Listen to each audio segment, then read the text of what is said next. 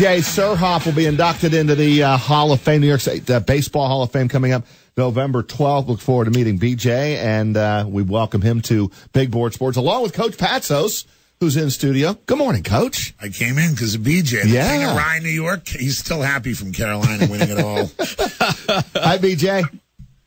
Morning, guys. How are you? Good. How are you? So you have you know Coach Patsos a little bit, huh? We've got a history.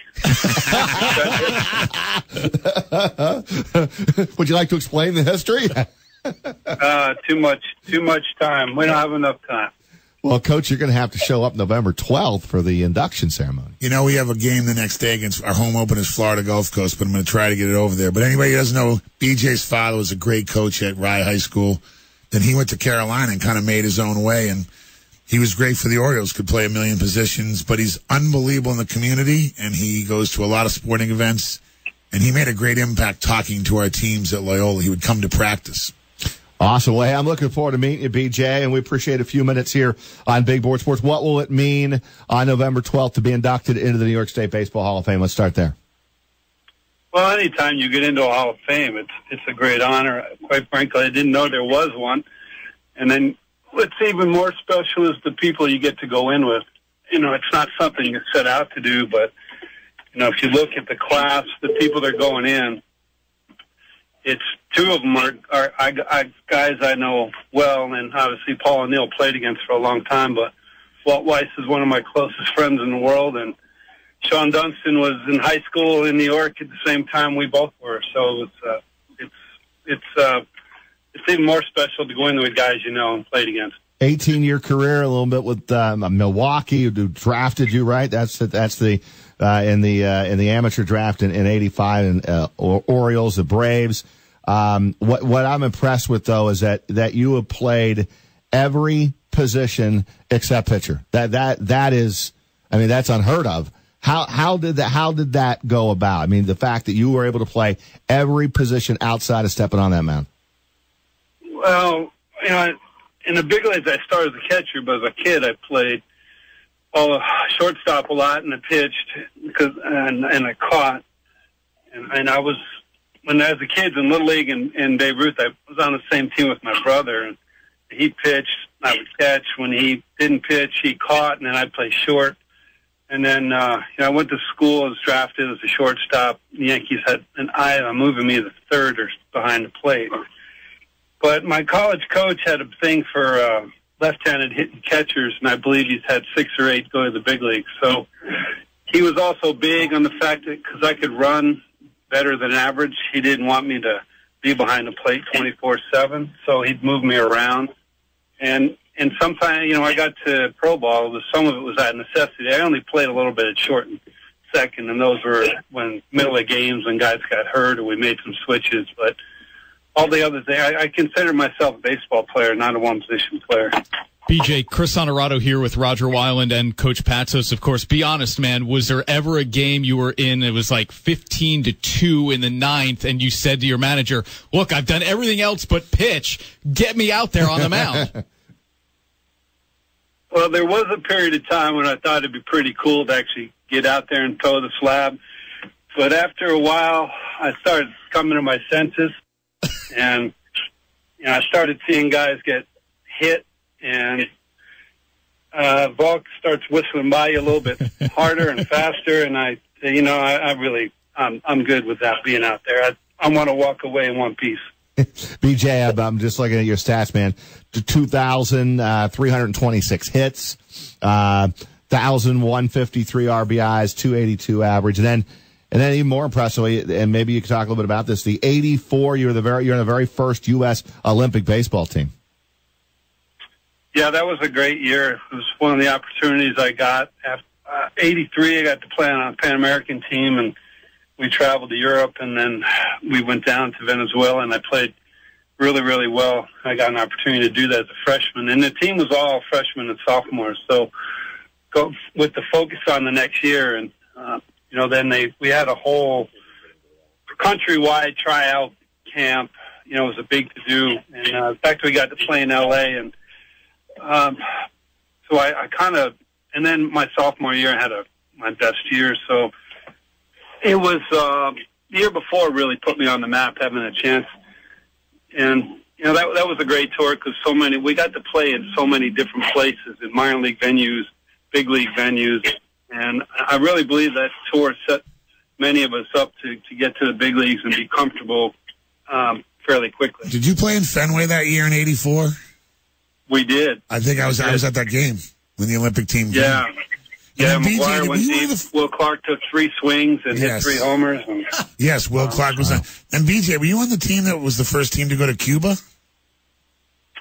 With the Orioles? Yeah, 99. Orioles, he was the first team to go to Cuba. With the Orioles, yeah. I'd gone down there with a contingent before that, and then I was actually supposed to go there for the World Championships in '84 after the Olympics, but I couldn't go because I would have had to drop out of school, and I was kind of like, well, if I can't, what do I do? What do I do then? I live 10 hours away. I can't. So, but actually, last summer I went back to Cuba with a group of college kids too. So I've been there 3 times now. Hey, BJ, real quick, for those who don't know, BJ has 2 children that went to Texas and Georgia that were like Olympic quality swimmers. And you know what, Coach? His son, Austin, right? knows Frankie Dyer, who's from the area here. Who coached at Notre Dame. So, in other words, you spend a lot of time with your children, and I know what a great teacher of the game you are. Now that they've grown up, and with what's going on in baseball, would you consider managing or getting into coaching? And what are your thoughts on the Baker Girardi managing situation? Can we get that from you? There's an opening. I know BJ well. He would be a tremendous manager. I'm not saying that because I know him. BJ Surhoff, leader, teacher. How much time do we have on those thoughts? Well, we got $20 million if you'll take the job. I'm a little. You know, I was shocked that Dusty got let go. I was shocked. You know, win 2 division titles in 95 games, and he's always heard good things about him and his teams that won. I was shocked. You know, in fact, I was just talking to a friend. I was surprised Joe wasn't back either. You know, I think they did better than they thought they were going to do this year. And you know, I don't know all the ins and outs, but Jimmy, you know, in the coach profession, the pressure and the expectations. To me, they've gotten out of control, and you know, the micromanaging of it all.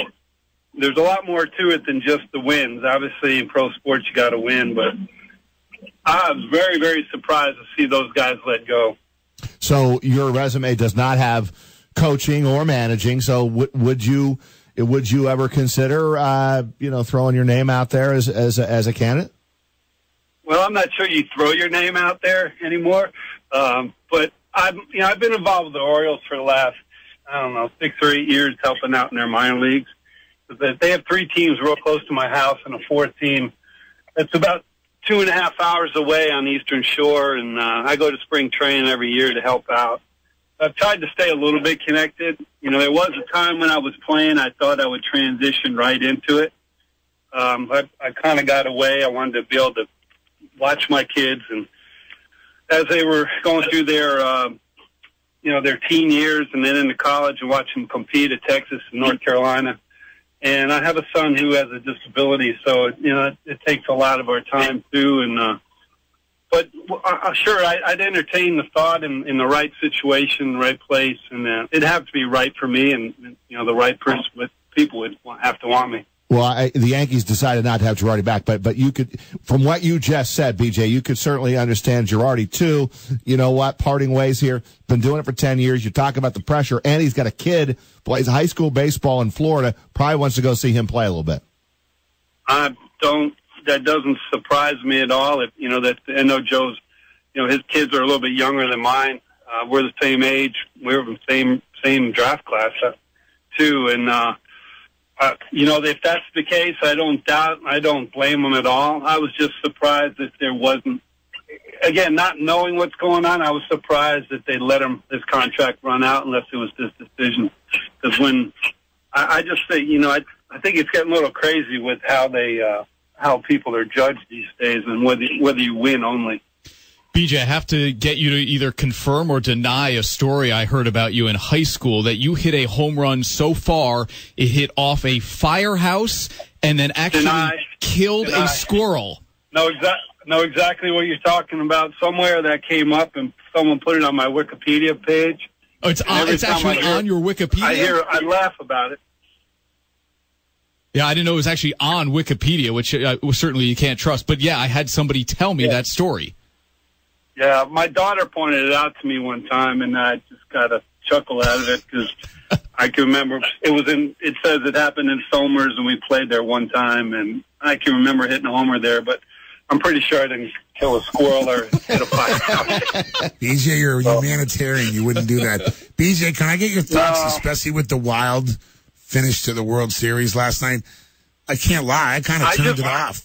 I read about it this morning. Obviously, you're thinking LA's in pretty good situation when they get their bullpen with the lead. And the way the game's played now, what they go to 11 pitchers. Yes. It's great for the game. The excitement. It shows you that, you got to play till the very end. And then LA comes back. And then, the back and forth of it's great. It's just interesting. All but one run were scored or two on home runs. It's become a little bit of a different game. Sometimes I'm not sure I get the way the game is played. Well, it's funny. A couple of guys were saying the ball was juiced because it was flying out so fast. Yeah, Dallas Keuchel's throwing that out there. Now, here's the thing, BJ. Does now Houston have a big advantage going home? Does now Houston, can they now does that switch to their advantage? Baseball's weird because you guys play so many games, Yeah, Jimmy, you would think. They get 3 games at home now.